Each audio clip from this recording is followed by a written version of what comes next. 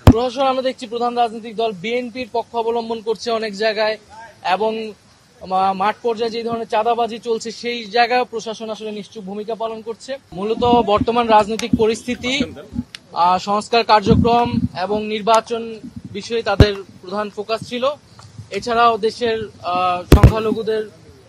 সংখ্যালঘুরা তাদের নিরাপত্তা সহ বাংলাদেশের সামনের রাজনীতি কোন দিকে যাবে এবং আমাদের রাজনৈতিক দলের গঠন প্রক্রিয়া, সাংগঠনিক কার্যক্রম, আদর্শ ইত্যাদি বিষয়ে তাদের আগ্রহ ছিল। আমরা আমাদের জায়গা থেকে ব্যাখ্যা করেছি আমাদের রাজনৈতিক দল কোন প্রেক্ষিতে, কেন এবং কোন লক্ষ্য নিয়ে এগিয়ে যাচ্ছে।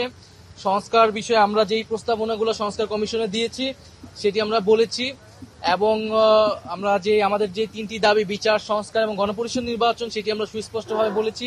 আমরা বলেছি যে আমরা এখানে কোনো ধরনের ন্যূনতম সংস্কার নয়, বরং মৌলিক সংস্কার, রাষ্ট্রের গুণগত পরিবর্তনের জন্য আমরা কাজ করছি, এবং কোনো ধরনের পরিবর্তন ছাড়া নির্বাচনের দিকে গেলে সেই নির্বাচনটি গ্রহণযোগ্য হবে না। সেই নির্বাচনে জাতীয় নাগরিক পার্টি অংশগ্রহণ করবে কিনা সেটাও বিবেচনাধীন থাকবে।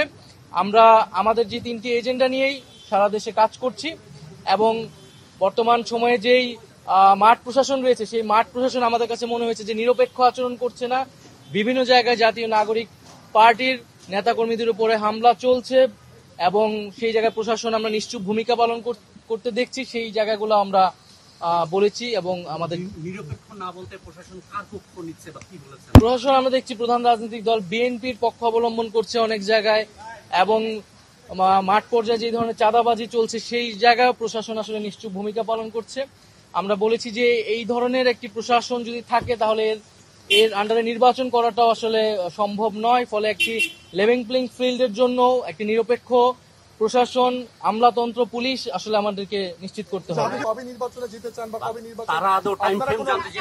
এর আগে আমরা বলেছি প্রধান উপদেষ্টা ডিসেম্বর থেকে জুন, আমরা প্রাথমিকভাবে সেটাকে সমর্থন করছি, কিন্তু নির্বাচনের আগে আমরা অবশ্যই কি কি কাজ করে আমরা নির্বাচনের দিকে যেতে হবে, দৃশ্যমান বিচারের রোডম্যাপ দেওয়া এবং সংস্কার অর্থাৎ জুলাই সনদ কার্যকর করা ইত্যাদি ছাড়া আসলে নির্বাচনের সময় নিয়ে আসলে কথা বলে কোনো লাভ নেই।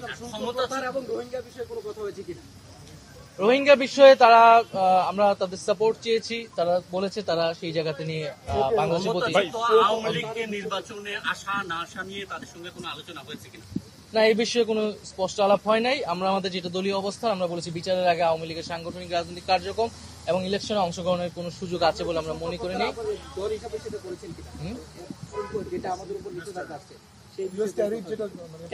না, এই বিষয়ে কোনো আলোচনা হয়নি। আমাদের অর্থনৈতিক পলিসি নিয়ে তারা জিজ্ঞাসা করেছিল আমাদের, সেই জায়গায় আমরা বলেছি আমরা কি ধরনের বিজনেস এনভায়রনমেন্ট চাই, আমাদের পলিসি কি হবে, ক্ষমতায় গেলে আমরা কি ধরনের ব্যবস্থা তৈরি করবো সেটা নিয়ে কথা হয়েছে। নির্বাচন ইস্যুতে তারা কোনো ধরনের প্রস্তাব আপনাদেরকে দিয়েছে কিনা?